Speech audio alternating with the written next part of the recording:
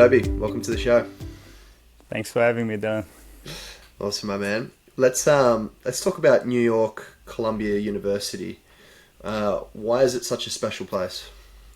I mean, Columbia in itself is an Ivy League school, obviously, with a world-class education, with incredible people coming through here, Barack Obama, Robert Kraft. And at the same time, we have New York City, which New York City, I don't think you have to say much about New York City in itself. Is obviously a special place where a lot of people from all over the world come as tourists, and, you know, we're in the heart of it. Yeah, awesome. What drew you there in particular? My wife drew me there. I actually moved to New York City for my wife, as she took a job there as a resident, and obviously coming here and then having the opportunity to go to Columbia is special. You know, you go to a place with unbelievable facilities, great soccer program, and an unreal location right where I live. Couldn't have found it any better. Yeah, landed on your feet, didn't you? I did land on my feet.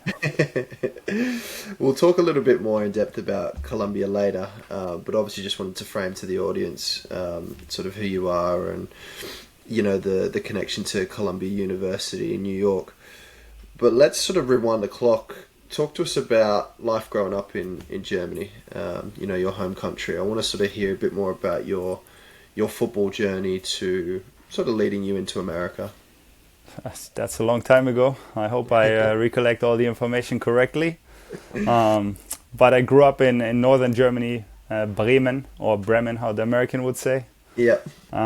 Lived there my whole life and was fortunate at a young age that my dad coached me. My whole career until I was 15, actually. Yeah, okay. Until we decided that it might make sense to go to a better club. Yeah. I went to a club 30 minutes away. We played in the highest youth league.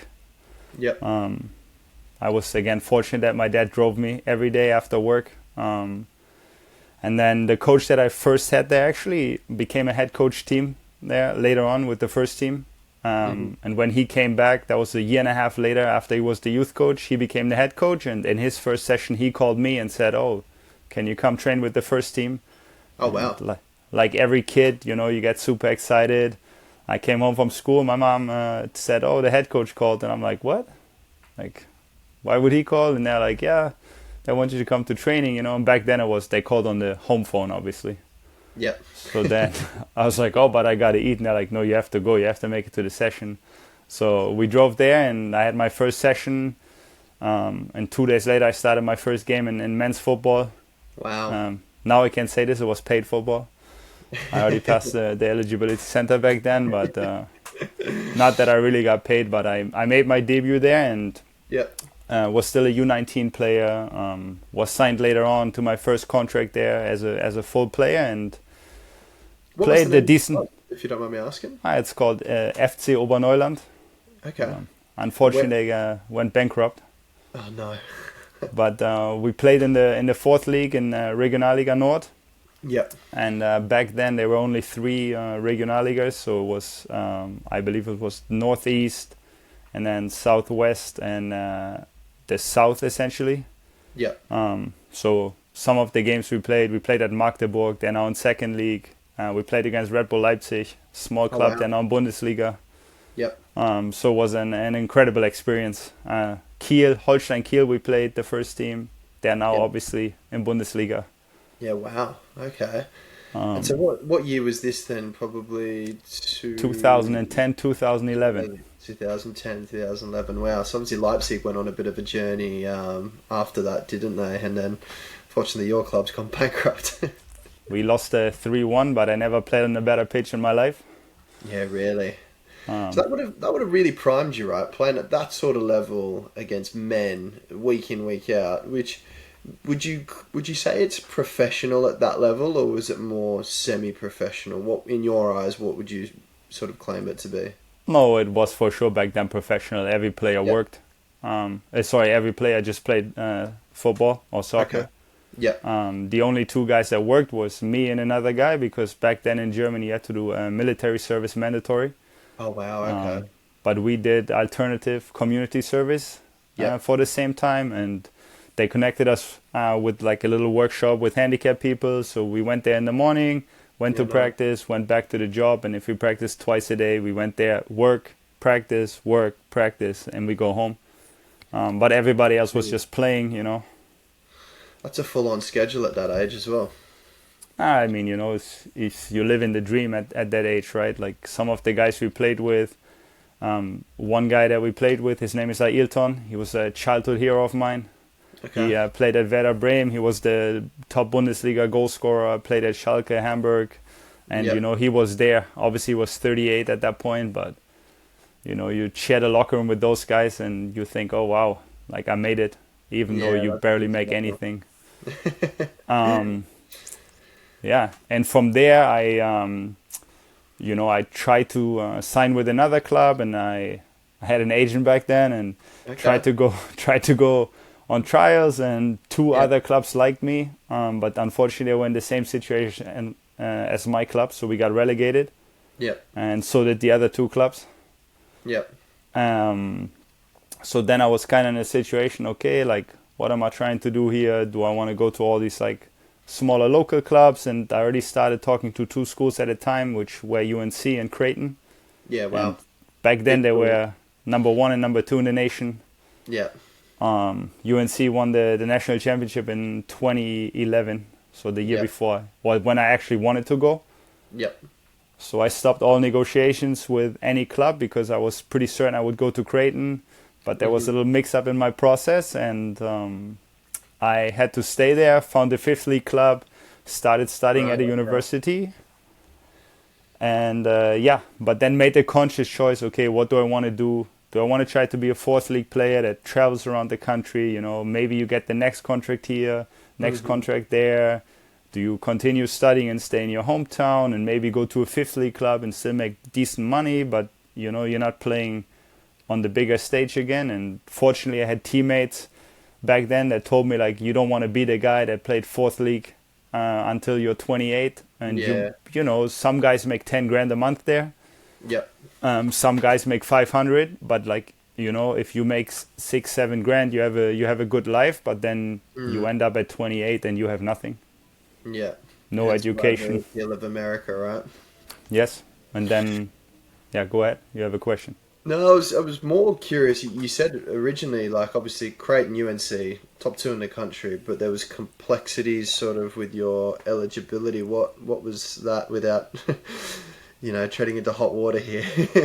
I was talking to the coach, and, you know, obviously back then I didn't fully understand that the coach talks to several people. Now that I'm on the other side, it's obviously a little bit different. Yeah. So the only thing that was essentially missing was my English test, and unfortunately my English wasn't great back then. Right, okay. So we were waiting for the English test, and it was basically once you submit the English test, we're good to go. Yeah. And I was on a full scholarship, or was supposed to be on a full scholarship, and then I sent my test scores, and then I heard nothing, and then 2 days later he got back and said, sorry, we gave the money away, and I said, oh, great. Oh, no. I guess I'm not going this year. And back then, you know, I didn't fully understand. I had this romantic idea that, you know, they spoke to me and that's it. But now, obviously, I understand that you have to, like, have different avenues. Yeah, the player never knows when they're option A, B, or C, right? Being on this side of the negotiation and the deal, it's quite an interesting one for young kids to navigate, especially when you're doing it by yourself, which I know you did, right? Like, you weren't using an agency or anything like that back then. To be fair, I obviously have to give 70% of the blame probably to my English, because the person that was at the time the coach, Elmar Bolovic, a great guy. I met him later on, and I'm pretty sure at some point he must have mentioned that, like, once there's past a certain time, like, that's the end of it. You know, like, that they can't wait that long. But again, my English was not good, and the guy that actually connected me, his name is Michele. Yeah. Michele and Marco, like, thanks to them, they changed my life essentially. They are the ones that connected me, but they always said, like, look, like, you got to do everything yourself. Like, we connected you, like, we can advise you, but, like, that's it. Like, because they didn't have an agency, they just knew some people, and that's it. Right. Okay. Interesting. And then, so you're obviously back in Germany for a year, and then you went, okay, I don't want to just be staying at this level and potentially being at this level, and that's your sort of ceiling, and you wanted to go back, then what did it look like round two, trying to find a school? Yeah, so round two, I spoke only to the same two schools for the whole year. There was no really? other school involved. And I played then in a fifth league team, and our team was completely stacked. Again, we had a bunch of ex-pros, upcoming young guys, and we played a great season. We were on the verge of getting promoted, and we played in the German Cup. We eliminated, it's called the Lower Saxony Cup, and if you win that, you make it to the DFB Pokal, German Cup. Yep. And we were in there, beat the third league team, we're on a roll, winning all the games, and then essentially it comes out, like the club never paid taxes for anybody, all funds are frozen. Oh no. You guys can finish till the end, and then you had to prove that, you didn't do any tax fraud, and you have to show all of your paperwork. Oh, you're joking. Wow, so that got real messy then real quickly. Yeah, which for me it was good because, I was young and all my stuff made sense, and for most of the other guys I also think it made sense. It was more on the club's end, but then it was very clear, okay, it's time to go, and UNC came to watch me in Germany. Oh wow, so they flew out. Jeff Nigalia came out to see me. Yeah. And we played in Eastern Germany actually, TSG Neustrelitz. Yeah. I'll never forget. We went out there and he came and it was freezing cold. The turf was frozen where we played, and I'm supposed to be a center back, and then at that level they put me as a 6 because it was the fifth league, so they put me as a 6, and he's like, "Oh, you're playing as a 6 and you don't look that mobile." I'm like, "Hey, I was just hurt a little bit and I'm not a 6, And then he's like, "Yeah, and it's way too cold over here." Oh no, so he dipped then not long after. So I was like, great, that went well. Had a good connection with him though, and he asked me then to send a couple of games that I sent him. So I sent him 2 games that I played in the season before, and one of the players I played against. Say it again. At centre back, obviously. Yeah, at centre back. Much better centre back than 6. In my head, I'm also a good 6, but you and me both, mate. I was a centre back, thought I was a great 6, but if I was to go back and watch any footage, I'd be absolutely kidding myself. So I went to send them games, and one of the games I played against a player that won a national championship there, Marcus Story. Yep. Absolute stud at UNC, and fortunately in the game I sent them, and I didn't know any of this at the time. I had him basically in my pocket, and I was 18 and he was like 30, and they're like, wow, like if he can compete against him, like he must be good. Yeah, okay. And then there was a little back and forth, and eventually they offered me a full scholarship. I know exactly when they offered it to me. I was on my way to training, and I was like, wow, like I'm going, Yeah. And then it was UNC or Creighton, and I was a little guy that didn't know much about the US, but the guy that connected me initially, he said UNC is the real deal. So I said, okay, I'm gonna go to UNC. Yep. And so then what did that look like? I went over there obviously in the fall. Yeah. Well, I signed my scholarship, and shortly after I signed my scholarship, I got hurt actually with a groin injury, osteitis pubis. Yeah. And was out for a little bit, but then always kept them informed. And they send a bunch of emails. One of them is a funny story. They said like, "Oh, please get this paperwork done ASAP." Yeah. And I go to my best friend and I said, "What is this ASAP? Like what does that mean?" Yeah, and he had the same reaction that you had. So that's just I have another one that just shows how my English was. So, but I got over there. They picked me up from the airport, and was great because one of the guys actually came to train with my team, the goalie. Yeah. So he picked me up, and my roommate, the only other international from Sweden, he picked me up. He actually played in the first league in Sweden. Wow. So he picked me up. How are they getting all you guys eligible? That's what I want to know. All expenses as necessary. There we go. Yeah, so then they picked me up, and again, my English was terrible, and North Carolina's pretty hot and humid. We went there 10 days early. That was the first time I practiced after my injury, and the game for sure was too fast for me, but wow, UNC, what a place, Like, Yeah. talk about greatness, facilities. I don't think you can get much better than that. And all the people there, the Yeah. teammates, other students, everyone there is just going for greatness. You know, there's no such thing as mediocre at UNC. Yeah. Wow. Okay. Um, Why do you think they had that sort of culture there? I mean, they've been winning. Is one of the best and most affordable public university in UNC. Yeah. And they have won across all sports. You know, women's soccer there is an absolute powerhouse. Massive. Field hockey, lacrosse. Then obviously you have basketball with Jordan. Michael Jordan played there. Yeah. Yeah, you have some incredible history. So it was great to be there, and obviously very challenging for me to be away from home. And again, my English back then was no good. They told me at the beginning, oh, like the schedule, right? And I'm like, schedule, like, you know, in German you say SCH, it's like sh.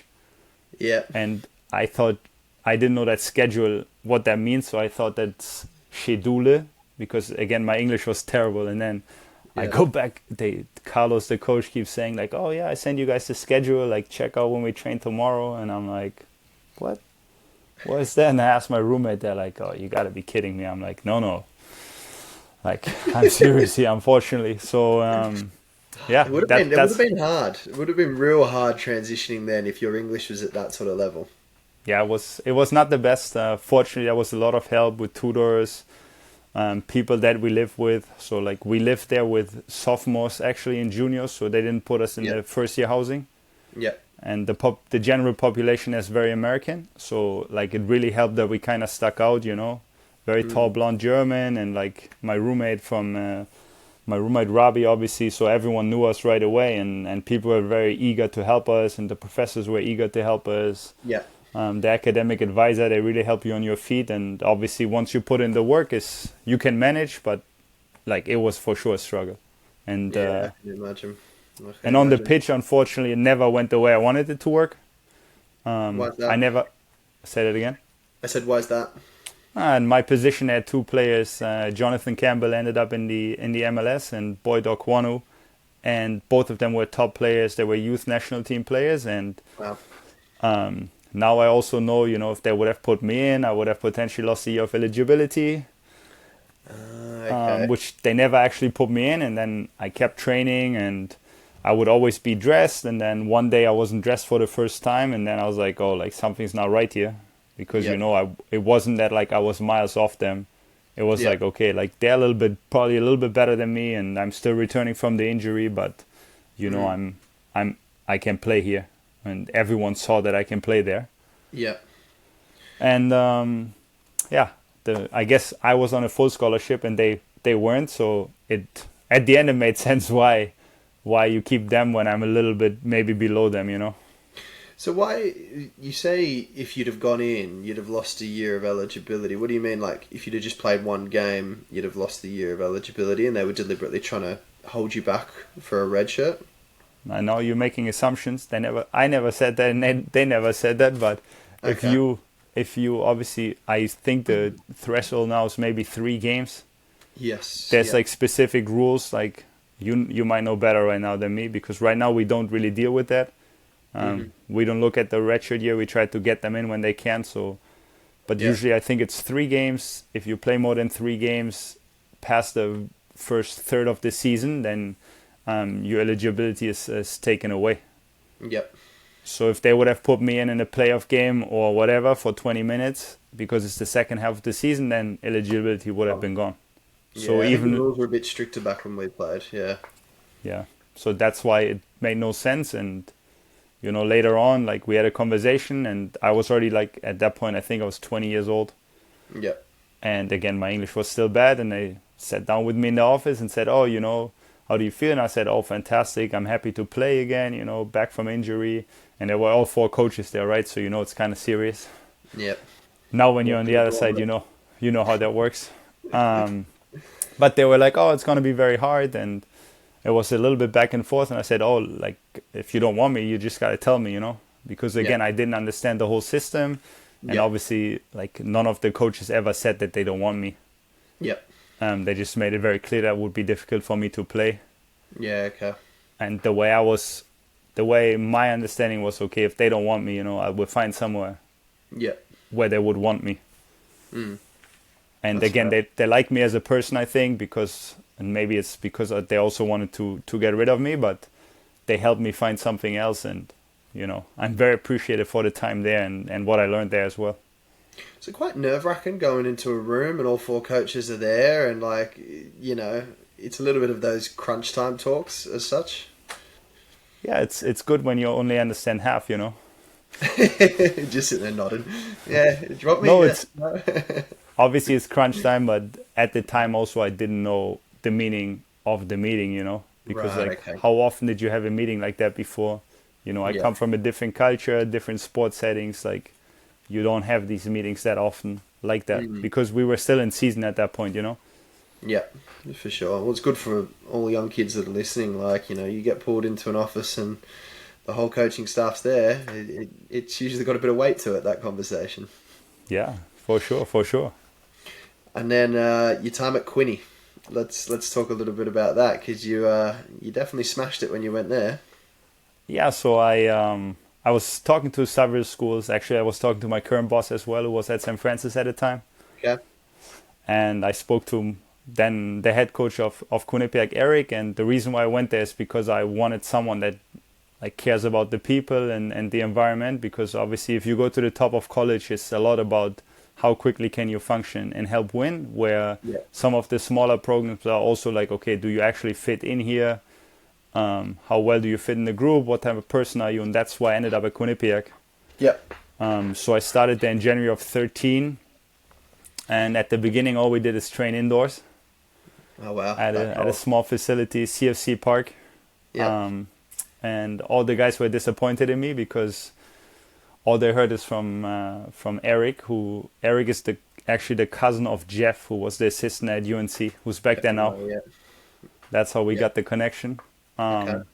They told him I kick people, and I'm very aggressive. And when we played indoors, for me it was like, oh, I come with my white sambas, not gonna kick anyone. And then everyone was like, oh, like, are we sure we got the right guy here? Like, and then eventually I started kicking people, and I met I met a lot of lifelong friends there. I met my wife there, Awesome. met mentors there, and what an incredible time.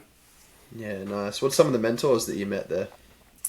I met Graciano Brito, who's now at Siena, a head coach. Obviously, Eric is a mentor. Whenever I can, he has an open ear. Yeah.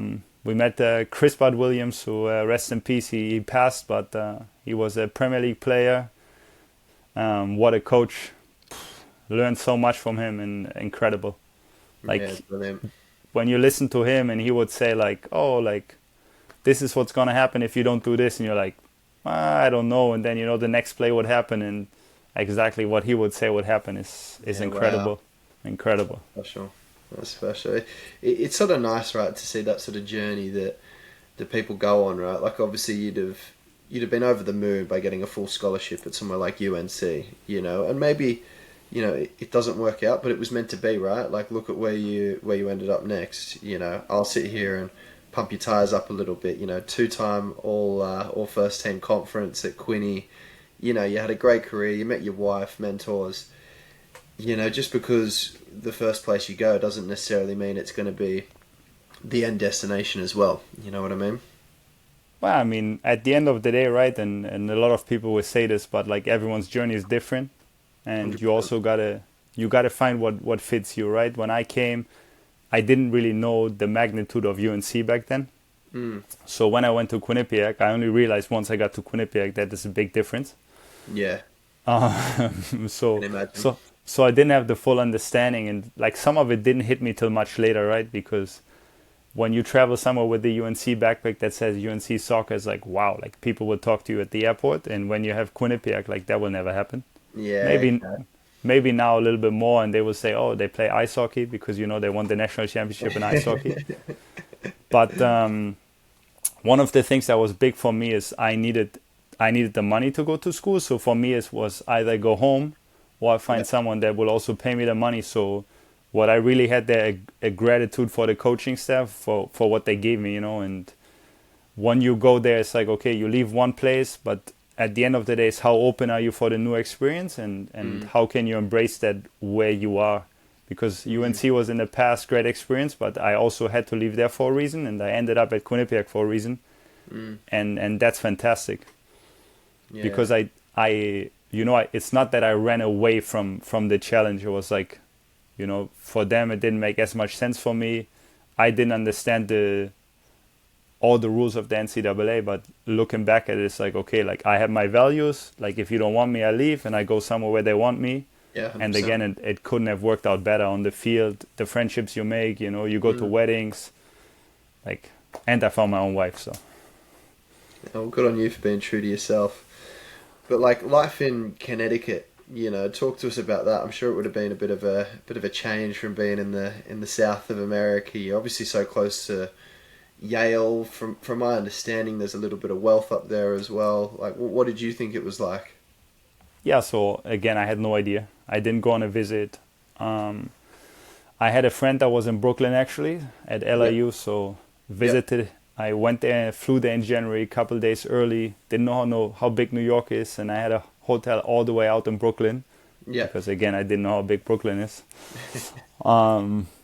So then I met up with him, and one day I talked to the coaches, and I talked to the head coach. He's like, "Sorry, it's my anniversary. Like when you get up there, I can't pick you up." Yeah. And then I said, "Okay, no problem." He connected me with the assistant coach, who's Graciano. Yep. Graciano's English was better than mine, but not great at the time. And he said, I can't pick you up, yada, yada, yada. I'm going to connect you with Nick, a player. Yeah. And then at that point, I didn't have cell service, I think. So then I go on a Flixbus from New York City to New Haven. And they drop me at the train station. I still don't know who's going to pick me up. Then I speak to Nick, and he says, yeah, if you have to, I can be there later. Get on a taxi. Taxi driver had no idea where Quinnipiac is. Oh no! So he had to pull out the GPS and the real old school GPS. I was about to say, was it not maps back in those days too? Was a GPS. So he pulled it out, and he eventually got me there. And I didn't know how cold it was. Especially I had a winter. January as well. Oof. Yeah, there was a lot of snow there. There was just a snowstorm, and I got out, and then I wait outside the gates, and the guy that was supposed to get me was nowhere to be found. And then I walk up there and I say, I'm here to check in, but I'm waiting for my teammate to get me. And they're like, oh, we don't have any information on you, but we can let you walk in, and then you can go to the public safety office. So I walk down Bobcat Way, it's called. Yeah. Walk down, and it's dark already. It's 7 or 8 o'clock, maybe later.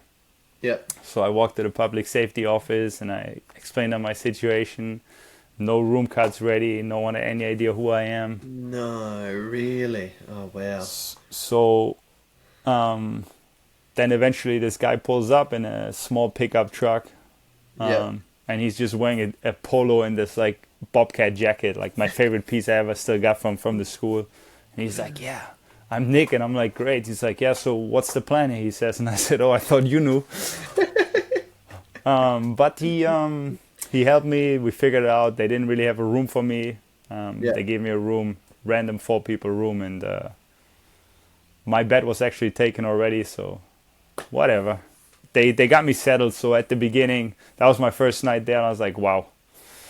What have I done? I bet you'd have been questioning a lot of things at that stage. Yeah, 4 people to a room, not 2 anymore. And it was like, wow, shared bathrooms with everybody. And it was interesting. But then the first 2 weeks were great because, we started practicing with the team. And for everyone, I'm sure, for you was the same. Once you come over, you make so many friends right from the get-go. 100% within days. Yeah. And all we did is I started going to class and get to meet all the boys, and the spring was great because you just get to know the players, and that was my first spring, right? So I came from UNC, 3,000 people coming to a game on a Tuesday, and then I go to the spring, which is the polar opposite, and at Quinnipiac. I was like, oh boy, what's going on over here, right? And we had this keeper, Borja. from Bilbao. Yeah. Probably the keeper with the best feet I've ever played with. Yeah. But we Wow. played at this indoor place, and he thought like he should ping every ball perfectly, and he would hit the nets all the time. I'm like, oh boy, we need a new keeper. No, Like no. this is not gonna work. And once the fall came, I knew all the guys, and transferring in January actually helps so much because you have the whole spring to get to know everybody. And once you come back in the fall, it's incredible because you already know everybody, you know what's going on, and even though you're a new player, right? Yeah. You know all the guys, and that season we kicked it right off.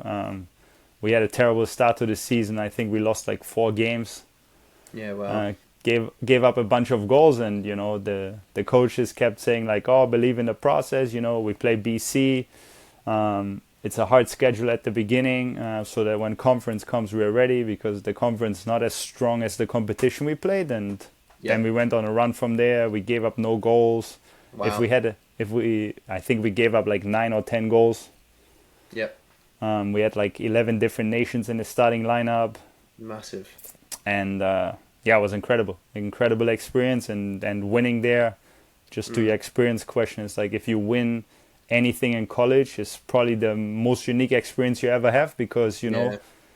of course there's competition, but it's different than if you play overseas and you play for money, is a little bit different than playing in college with your roommates, and like that's an experience that like so unique. Yeah. When you're around people like 24/7, you go in a class with them, you're eating with them, you're hanging out with them, you're training with them, like you're almost sharing a bed with them in a room of 4 people, right? Like it does create that special bond that I just don't think you probably find at any other sort of level. Would you agree with that comment?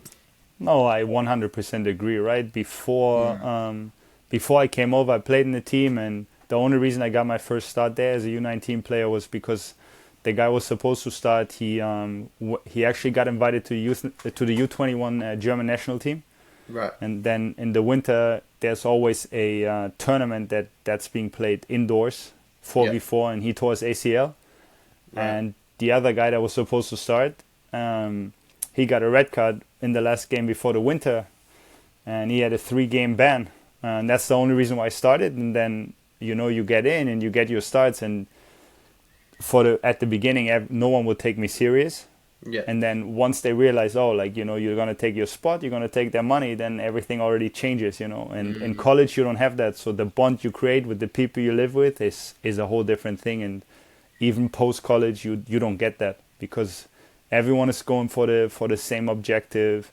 Obviously you don't like all your teammates the same, but essentially if you do it right, you live with the same 3-4 teammates for your whole career there, and then you have this little group that's still connected here, this little group is connected here, but at the end you all come together and you're there for the same thing, and it's so unique, and I don't think you'll have that anywhere else. Yeah, no, I completely agree. And then to finish off your college career, you went D2 for a little bit. Like, what's that all about? Like, I obviously understand how this process works and why you made that move. But for a lot of, let's say our audience, right, Australian kids would look at it after hearing everything we've spoken about so far, going, UNC, transferred to another D1, then he's gone D2.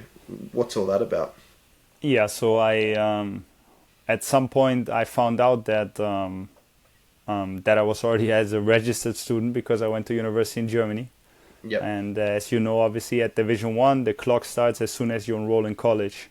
Yep. It goes tick-tock, and you have your 10 semesters to play your 4 seasons, and then there's no stopping that clock, unfortunately, unless you get injured.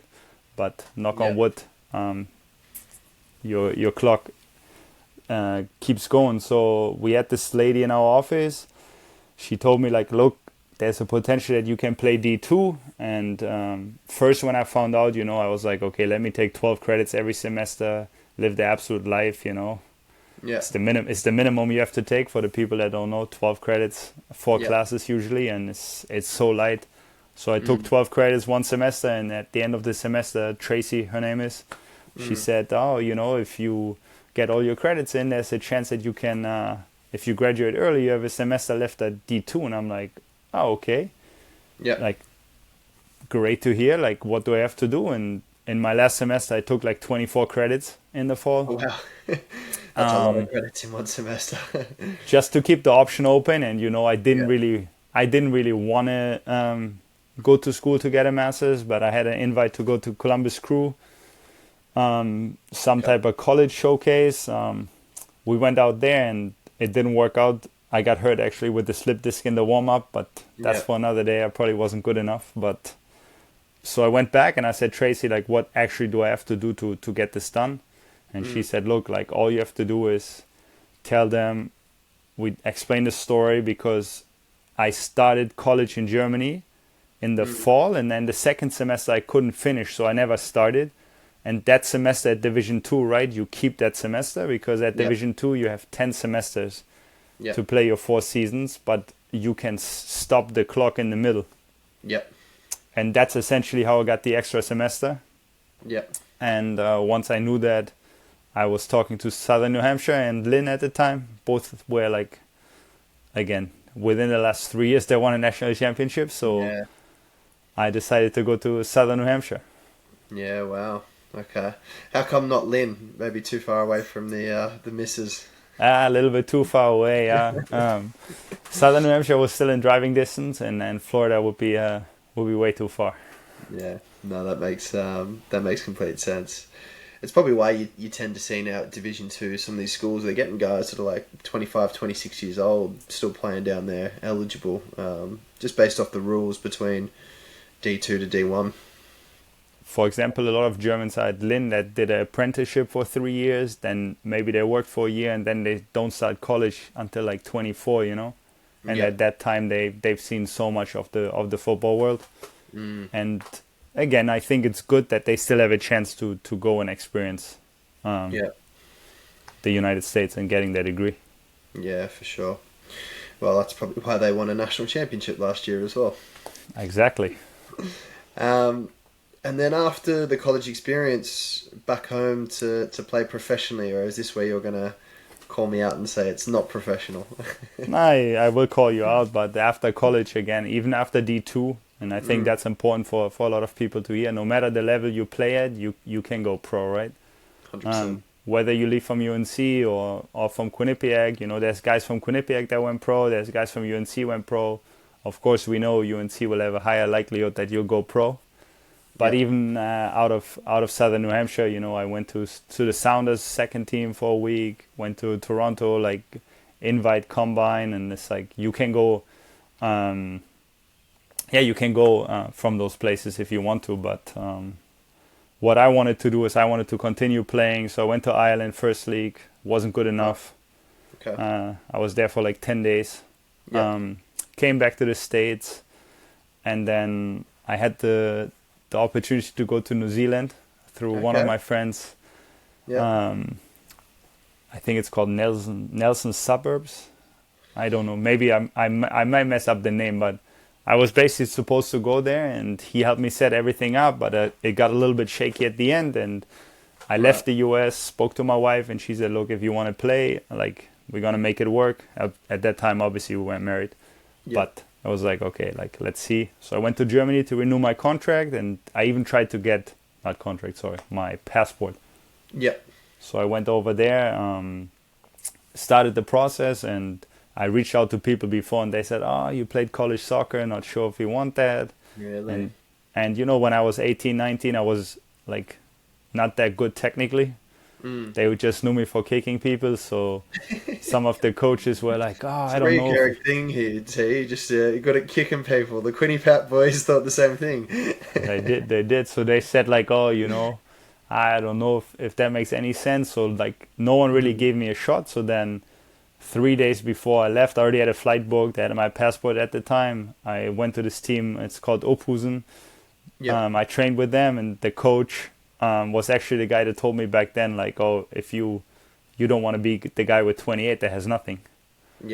And he was the coach there, and I trained one session. He said, "You got to stay." And I said, I can't stay. You know, I have to go. He's like, "No, you got to stay." And then, you know, we found a way to stay. And I stayed there for essentially the second half of the season. Me and another German guy, actually, that we both played at Southern New Hampshire together. Okay.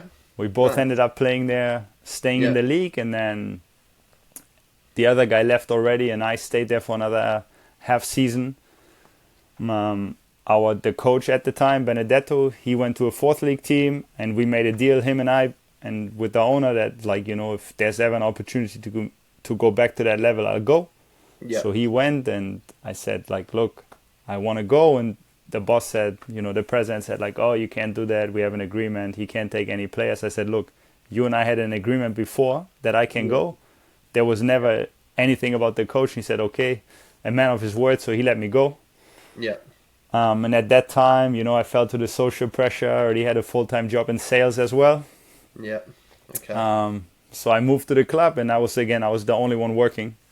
Yeah. That's why it's not professional. There's big discussion in Germany whether it's professional or not in the fourth league.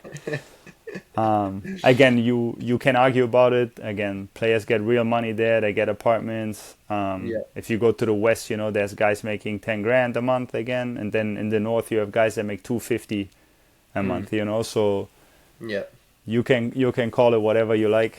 But I was in sales, and you know, it was work from home, decent company. I worked for Vodafone, and I was fortunate that I was okay at my job. So they let me train in the morning, they let me train in the afternoon, they let me travel for the weekend games, and again, like, there was a lot going on. But I was playing then in the fourth league for 2 years, I think.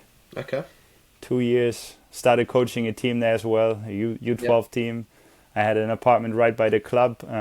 So it was perfect. I basically did my work, went to training. There's an assistant coach, actually, that I'm still in contact with. He was very young at the time, Niels. I would always give him my work phone, and I said, look, if these 3 contacts call, you got to give me the phone and pull me out of the exercise. And fortunately, that never happened. But that was a great experience. How good. And did your wife move over to Germany with you then, or was she still in the US? She was in the US at the time, the whole time. Okay. She was first she did a research year at Yale, and then she did medical school at Quinnipiac.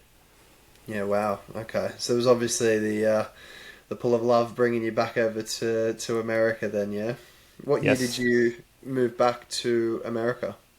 So I left the US in 2017, I believe, and then I came back in 2020. Right before COVID. Oh, wow, yeah. You probably timed that very well, getting back just in time then, hey? Yeah, I timed it. I played a game on a Saturday, actually, as a captain still, my last game with the team, and then on Tuesday I left to come here for good. February 19th. Was your plan always to get into coaching? But from understanding and doing a bit of research, there was another pro opportunity back here in America, wasn't there? There was, I guess it's 2 different questions. I always wanted to coach. I wasn't 100% sure what that's going to look like, but I did my first coaching license in 2009 when I was still in school, in high school actually, and then as soon as I moved back to Germany, I got my UFAB license, and even as a college coach, as a college player, I already coached on the side, little teams and summer camps whenever I could. So I knew I had a general interest, and then again, coaching a U12 in Germany really like sparked my interest in coaching, and I liked helping kids and, you know, kind of give back what the game gave me and help them fall in love with the game. Yeah, decent. So then where was the first move coming back stateside, coaching-wise? So I came back and I went on trial with Hartford Athletic as a player, actually. Yeah.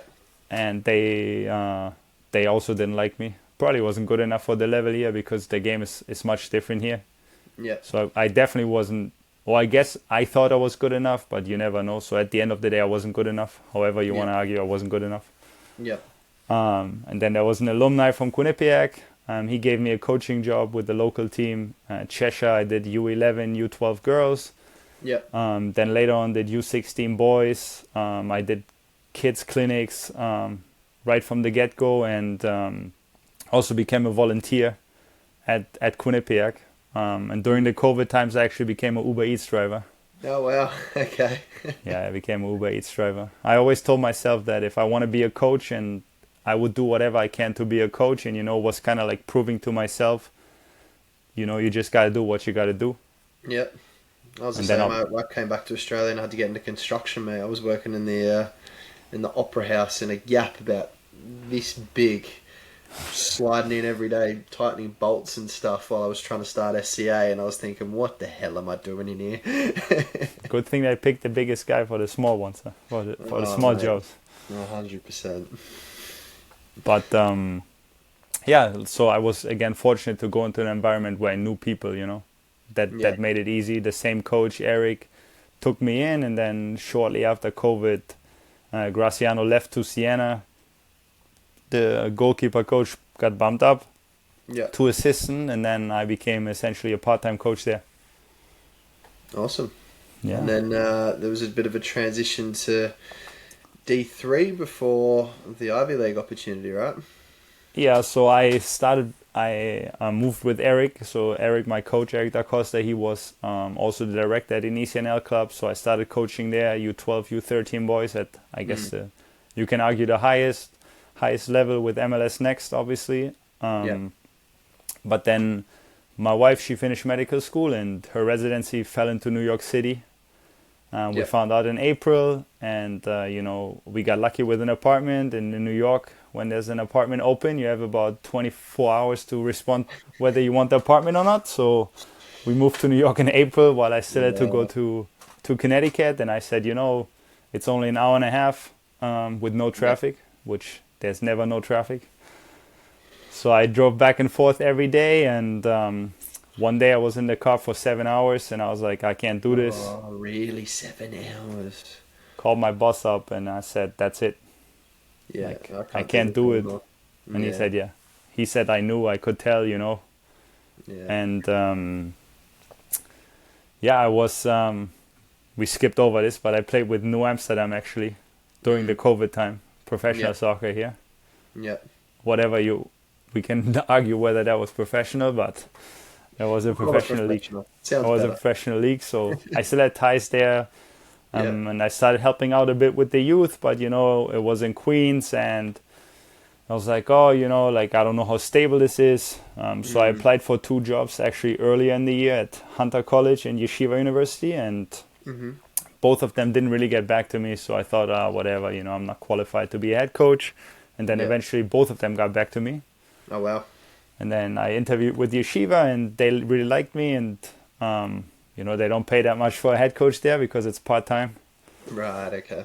And the same with Hunter, actually. And then Yeshiva said, okay, we can make you an assistant athletic director, and, that's a real salary. And I said, okay, perfect, I'm going to do that.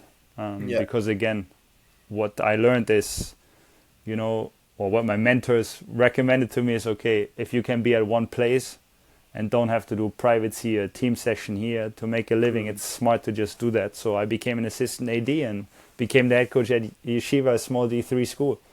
Yeah, awesome. And how did you find the whole experience being at the Division 3 level?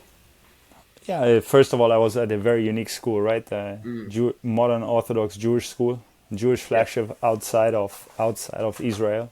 That in itself is obviously, I'm German. I'm not Jewish, and all the players there are Jewish. Yeah. So that in itself was a very great cultural experience, just being exposed to something different that I have never seen before. And again, similar to Quinnipiac, I gained mentorship there.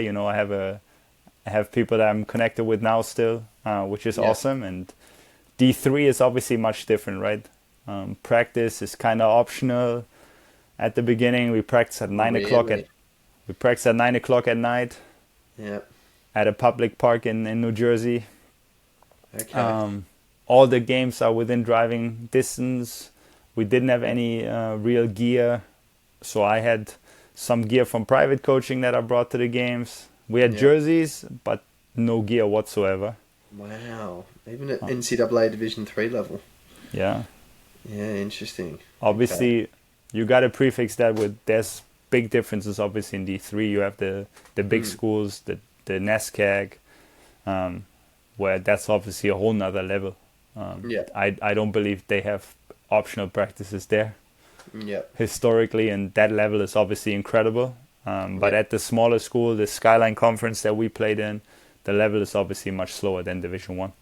Yeah, because of the course. biggest difference is that you don't really have the athleticism of the players. And I was fortunate that two of the guys I had, I tried to help them move on, and one of them actually ended up at Quinnipiac. And at the Division 3 level, he was an absolute animal, right, in the league, Really? because he was so much faster than everyone. He could shoot Yeah. so hard, and then when he went to the Division 1 level, he was still good, but now his athleticism was not as outstanding anymore. Where in D3 you would watch him and you're like, wow, like Yeah, okay. he's Interesting. a he's a different animal on the pitch. Give some insight into like the athleticism at, a mid-major D1 school versus Division 3, right? Exactly, and a small D3 school historically not that good on the field. Yeah. No, that makes sense. And then obviously, Mike would have tried recruiting you back in the day. Then how did the Columbia opportunity come about? Yeah, so I was working my job at YU, Yeah. and in March, I believe that the coach left, Kevin Anderson, who's now at Southern Connecticut. So he was at Hmm. Columbia for a long time. Yeah. He went back to Southern, where he also played himself. Okay. Obviously, I believe he always stayed in Connecticut, so he went there. I applied for the assistant coaching role, and they didn't hire a coach there for until July. Hmm. And then in July, they announced Michael Casper as the head coach, and I was like, wow, like I know this guy. Yeah. Like, what can I do? I reached out to a guy that actually plays in the A League, Francis DeVries. Yeah. Plays New Zealand national team. I reached out to him through one of my friends. I reached out to Eric, like, Eric, can you reach out to him? You coached against him in the same league for 10 Yeah. years. Like, how can you connect me? And I got an interview with him, and we had like 3 very good talks. And at the end, it was also through my network, but he liked me and he still knew me. Mm. And that's how we got connected, and it was perfect Yeah. because there's only one D1 school in Manhattan. I live in Manhattan. Yeah. With my wife's jobs, I'm not gonna move anywhere soon, so it was perfect. I basically Yeah. just, like you said before, I landed on my feet. Yeah. Well, let's tell you what, no more 7 hours in the car. But I'm No more sure seven even hours in still the in car. Manhattan, there's probably still a fair bit of driving getting from one side of Manhattan to the other. You can take the bike, you can drive, subway. No, I love it. So let's talk a little bit about like the Ivy League in general. Like how hard is it to get picked up by a sporting, not necessarily just soccer, but like any sporting team at this level? And I'm probably sort of framing this more from an academic perspective, but obviously there's a number of different factors that go into being recruited at this sort of level. Yeah, so first of all, it's obviously in general incredibly difficult to get recruited to play college athletics. Then you think you're talking about D1 college athletics. Now on top of that, you're talking about the Ivy League, which are the best institutions in the world. Mm. Um, so now not only do you have to be a good soccer player, but you also have to have good academics. So for us, you have to have at least a 3.5 GPA, and Yeah. that's already on the lower end. Yeah. And then you want an SAT, ideally above. You probably want to be in the 1500s to be safe. Maybe Yeah. 1450, but if you have a 3.5, you for sure want a 1500 SAT. So Mm. that makes it incredibly hard for the students. Mm. For us, actually, it makes it a little bit easier because you don't have to look at as many players, right? Mm. Like, it's a luxury if you can look at every player, but at the same time, it's like, okay, there's my pool is already much smaller than from everybody else. Mm. Makes your job a lot harder. A lot harder. Because I know over the last few years that we've spoken, it's like, we could have 40 kids a year, and a lot of the time, none of them are even having the conversation with you. And that might be from a footballing perspective, but even more so from an academic perspective, right? Like, unless, and we frame it here in Australia, unless you're probably at that 3.5, you're getting a 90 plus, 95 plus ATAR, this conversation never even happens. Simple. I mean, the hard part, right, is that even if the first thing you learned, or I learned when I got here, is like when people tell you the kids have good grades, that doesn't mean that they're good. Yeah. It also depends on, okay, where did they go to school? What type of classes did they take? where they're ranked in their class, because let's say you're a kid that goes to high school here in America, and maybe you have a 3.7 GPA, but did you really take the most challenging rigor that you could have? If you didn't, then that's almost already game over. Really? Why did you have a C in ninth grade, right? Yeah, So they look that far back, don't they? They look all the way back to ninth grade. So then that's very difficult for the players essentially to identify them, because if you don't have the grades and they go back again since ninth grade, then it's tough. And for internationals, is also tough, because having good grades in Australia doesn't automatically mean they're good enough for Colombia. 100%. And I mean, obviously, that's one of the big things that we speak to kids about. It's like, from year 9 onwards, everything gets looked at. So the amount of kids that I'll maybe speak to in year 10, they were like, oh, I had some issues in year 9, or I wasn't super motivated, but I'm ready to go now. It's like, that's great, and I respect that that's now your shift in mentality, but we can't change what happened in year 9 now. I was like, that what reads on that school report is on that school report. It's black and white, and kids need to understand that. If they are going to look at this path, you can't just cruise and say, oh, year 11 and 12's coming around, this is what counts for the HSC here in Australia, we're going to switch on. It's like, no, like, these college coaches, they will look at things from year 9 to year 12. It's black and white. Exactly. And then again, you're still competing with the general population that gets admitted to these Ivy League schools, right? The athletics, you have a little bit of leeway, but it's not that, it's not that if you don't have the basic criteria, you're never going to get in. Talk about like the general public, like how hard is it to get into an Ivy League school? Because I've done a bit of research on this, and I know some of the most outrageous things that you need to be putting on your application to get looked at. But like from a general perspective, and like what you said, you get a little bit of leeway as an athlete, but for the general population, how difficult is it to get into a school like Columbia, which is top 10 in the world? Yeah, I think that, first of all, I don't work in admissions, so I don't know the exact numbers, but obviously as a general gauge is you need a 1540, I think is the average SAT score, and like a 4.2 GPA. Wow. And that in itself already, now we're just talking the numbers, that's before the extracurricular activities, right? Yep. Like some of the examples is one of the guys that we have on the team, he had a non-for-profit at the age of 16 building turf fields in Africa. We have someone else that invented a product that's being sold at Amazon, Wow. Some other people like do tutoring at the school. They have scientific research, and it's like, oh, okay, like, oh, you're 16. Ah, okay. That's all you did, huh? Yeah. And that's what you got to do, right? At that sort of age, you've got to be doing something extraordinary to be looked at by these schools. Exactly, because at the end of the day, there's so many applicants that fulfill the basic criteria. So then how you differentiate yourself is also with what you do outside. And the problem is that even though you have athletics, like athletics is not really helping you in the academic way, obviously. If the general person at Columbia or the general admissions person looks at it and says, yeah, he played soccer. Yep. Now you take in, okay, they traveled every weekend. They traveled 5 nights a week to practice. And he built a non-for-profit in Africa.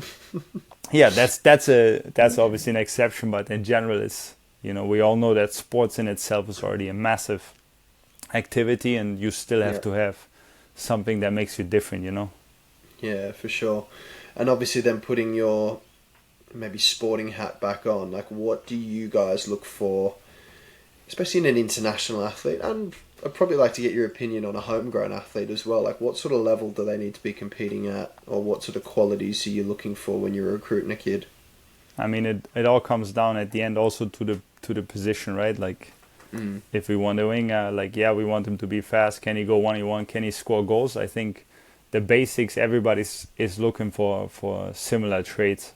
I think that's also because a lot of the times when we speak to a player, all the other Ivy League schools are also talking to him, right? Because again, we watch the same games live, and then it's like, oh, we all like number 12, the kid that scored 2 goals and is super fast.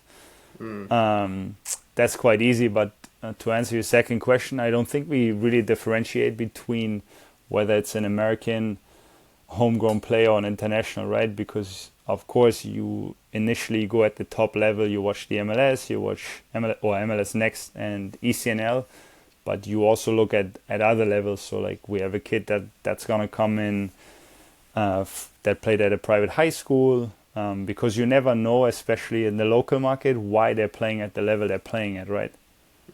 Like there's parts of the country where, so let's say you live in Connecticut, right? You have the New England Revolution as a pro club, or you have the two New York teams, but they're both 2 hour driving distance. So now, if your parents can drive you there at 15, what you do, you go to a smaller ECNL club, or you go to a smaller MLS Next club, but you'll never reach the top. So you essentially look at all the levels, at all the levels that you can, and the level is pretty good, right?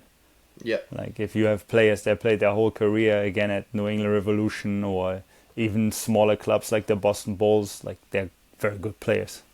Yeah. So then if you compare them with an international, like the top international kids you don't get, right? Because they will go pro. Yeah. Now the same thing is here. The top American kid, they will go pro now. Yeah. So now, like the second class European or the second class American, they can also be. There's obviously, in some cases, there's still a difference, but like in general, like the difference is not as big anymore, I believe, as it was when I came over initially. So the benefit, or for us, is if you get international students, a lot of the other programs that do it, they obviously take older internationals. And if you say you can have a 20-year-old or an 18-year-old, that can often be an easy choice. What advice would I give him? I guess there's two different, like the different version of myself is obviously a kid that grew up in Germany, very structured, with maybe limited beliefs and what he can do, because the culture is much different than from what I get used to now. Is like whatever you want to do, how can you take real risk to like achieve the maximum potential that you want to achieve, and try not to hold back at any point. Because at the end of the day, I obviously had a fantastic journey, and maybe there were 1 or 2 points where I thought I could have done more. And that's something where you go back, you're like, okay, like tell your young self, like be brave, and go for what you actually want, and try not to always have a backup in mind. If that makes sense. I appreciate you having me, and hopefully I could provide some insight as well.